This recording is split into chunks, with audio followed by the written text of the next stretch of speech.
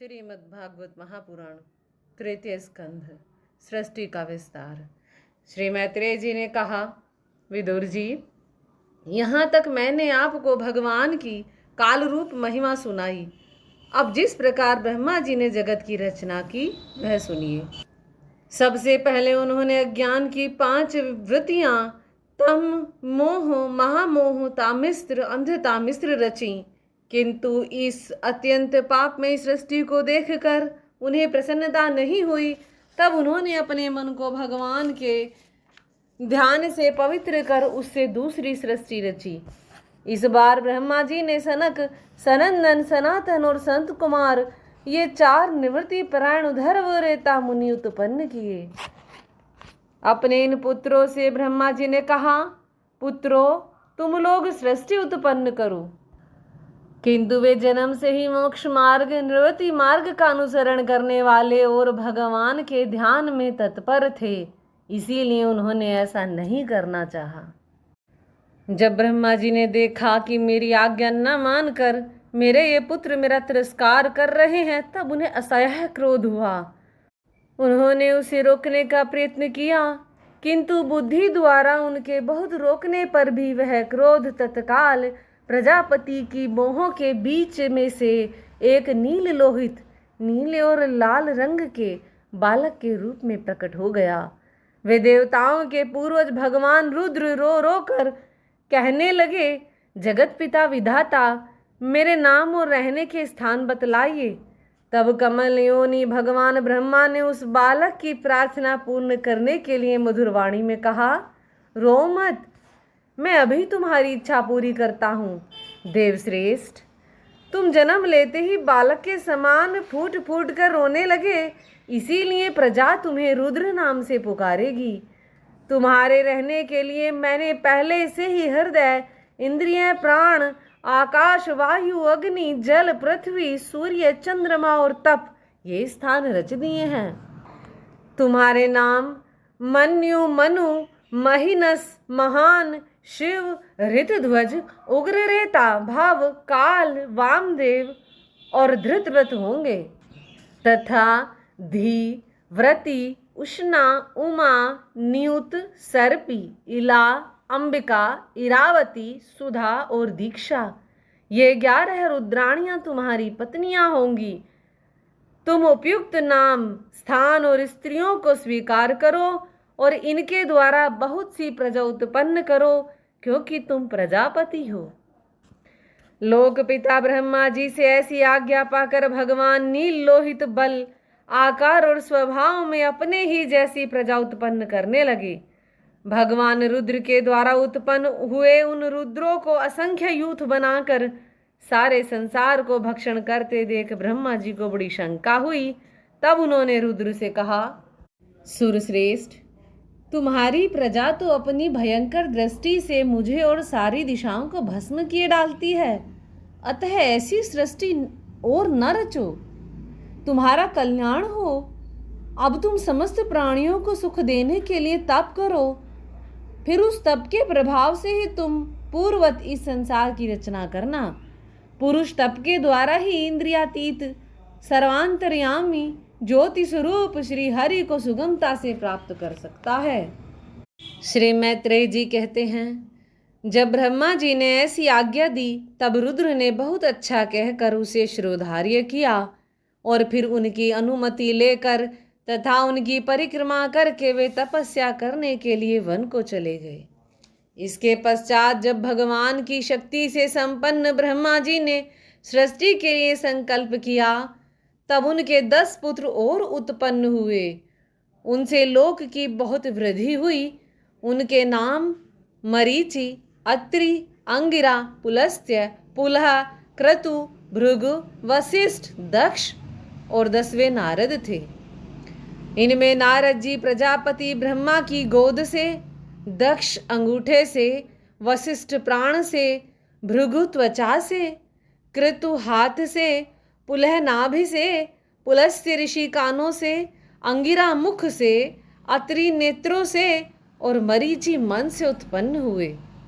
फिर उनके दाएं स्तन से धर्म उत्पन्न हुआ, जिसकी पत्नी मूर्ति से स्वयं नारायण अवतीर्ण हुए तथा उनकी पीठ से अधर्म का जन्म हुआ और उससे संसार को भयभीत करने वाला मृत्यु उत्पन्न हुआ। इसी प्रकार ब्रह्मा जी के हृदय से काम, भौहों से क्रोध, नीचे के होठ से लोभ, मुख से वाणी की अधिष्ठात्री देवी सरस्वती, लिंग से समुद्र, गुदा से पाप का निवास स्थान निरति, छाया से देवहूति के पति भगवान करदम जी उत्पन्न हुए। इस तरह यह सारा जगत कर्ता ब्रह्मा जी के शरीर और मन से उत्पन्न हुआ। विदुर जी, भगवान ब्रह्मा की कन्या सरस्वती बड़ी ही सुकुमारी और मनोहर थी। हमने सुना है एक बार उसे देखकर ब्रह्मा जी काम मोहित हो गए थे, यद्यपि वह स्वयं वासनाहीन थी। उन्हें ऐसा अधर्म में संकल्प करते देख उनके पुत्र मरीचि आदि ऋषियों ने उन्हें विश्वास पूर्वक समझाया, पिताजी आप समर्थ हैं, फिर भी अपने मन में उत्पन्न हुए काम के वेग को न रोककर पुत्री गमन जैसा दुस्तर पाप करने का संकल्प कर रहे हैं।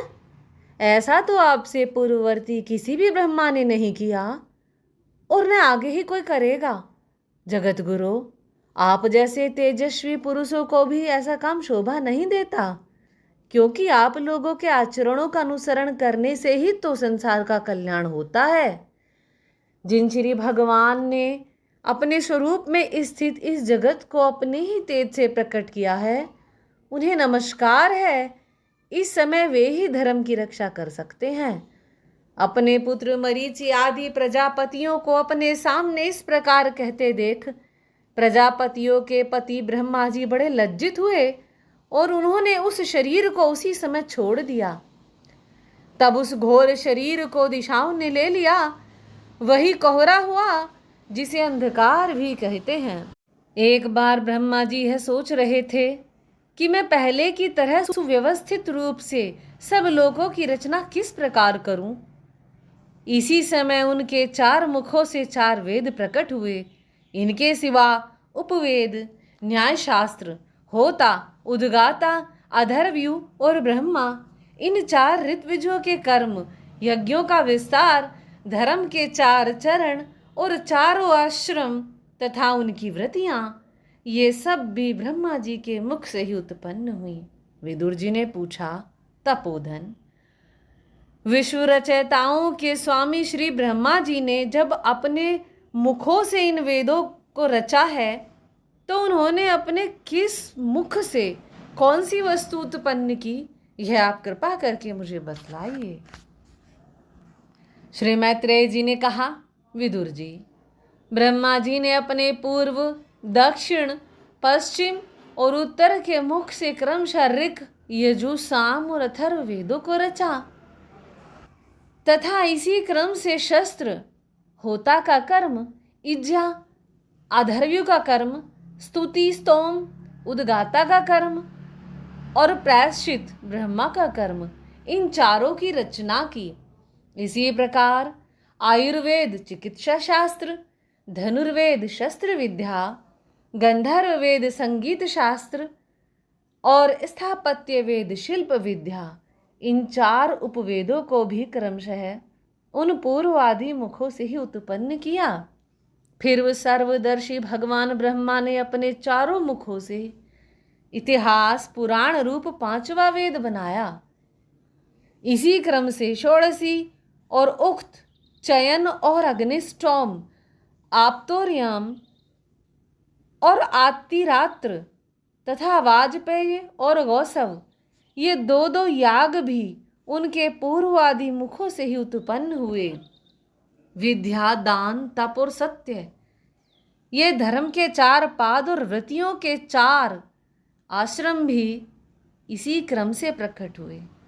सावित्र, प्राजापत्य, ब्रह्म और बृहत, ये 4 व्रतियां ब्रह्मचारी की हैं तथा वार्ता, संचय, शालीन और सिलोच, ये 4 व्रतियां गृहस्थ की हैं। इसी प्रकार व्रति भेद से वैखानस, बालखिल्य, औदुंबर और फैनप, ये 4 भेदवान प्रस्थों के तथा कुटिचक, बहुदक हंस और निष्क्रिय परमहंस, ये 4 भेद सन्यासियों के हैं। इसी क्रम से आन्वीक्षिकी, त्रयी, वार्ता और दंड नीति, ये 4 विद्याएं तथा 4 व्याहतियां भी ब्रह्मा जी के 4 मुखों से उत्पन्न हुई तथा उनके हृदयाकाश से ओमकार प्रकट हुआ। उनके रोमों से उषिणिक, त्वचा से गायत्री, मांस से त्रिष्टुप, स्नायु से अनुष्टुप, अस्थियों से जगति, मज्जा से पंक्ति और प्राणों से बृहति छंद उत्पन्न हुए। ऐसे ही उनका जीव स्पर्श वर्ण, कै वर्गादि, पंचवर्ग और देह स्वर वर्ण, आकार आदि कहलाया। उनकी इंद्रियों को उष्म वर्ण, श, श, स, ह और बल को अंतस्थ, यह लव कहते हैं तथा उनकी क्रीड़ा से निषाद, ऋषभ, गांधार, षडज, मध्यम, धैवत और पंचमे 7 स्वर हुए। हे तात, ब्रह्मा जी शब्द ब्रह्म स्वरूप हैं। वे वैखरी रूप से व्यक्त और ओमकार रूप से अव्यक्त हैं तथा उनसे परे जो सर्वत्र परिपूर्ण परम ब्रह्म है, वही अनेकों प्रकार की शक्तियों से विकसित होकर इंद्रादि रूपों में भास रहा है। विदुर जी, ब्रह्मा जी ने पहला कामासक्त शरीर जिससे कुहरा बना था छोड़ने के बाद दूसरा शरीर धारण करके विश्व विस्तार का विचार किया। वे देख चुके थे कि मरीचि आदि महान शक्तिशाली ऋषियों से भी सृष्टि का विस्तार अधिक नहीं हुआ। अतः वे मन ही मन पुनः चिंता करने लगे, अहो बड़ा आश्चर्य है, मेरे निरंतर प्रयत्न करने पर भी प्रजा की वृद्धि नहीं हो रही है। मालूम होता है इसमें दैव ही कुछ विघ्न डाल रहा है। जिस समय यथोचित क्रिया करने वाले श्री ब्रह्मा जी इस प्रकार देव के विषय में विचार कर रहे थे, उसी समय अकस्मात उनके शरीर के 2 भाग हो गए। कै ब्रह्मा जी का नाम है, उन्हीं से विभक्त होने के कारण शरीर को काय कहते हैं। उन दोनों विभागों से एक स्त्री पुरुष का जोड़ा प्रकट हुआ। उसमें जो पुरुष था वह सार्वभौम सम्राट स्वयंभू मनु हुए और जो स्त्री थी वह उनकी महारानी शत्रुपा हुई। तब से मिथुन धर्म, स्त्री पुरुष संभोग से प्रजा की वृद्धि होने लगी। महाराज स्वयंभू मनु ने शत्रुपा से 5 संतानें उत्पन्न की।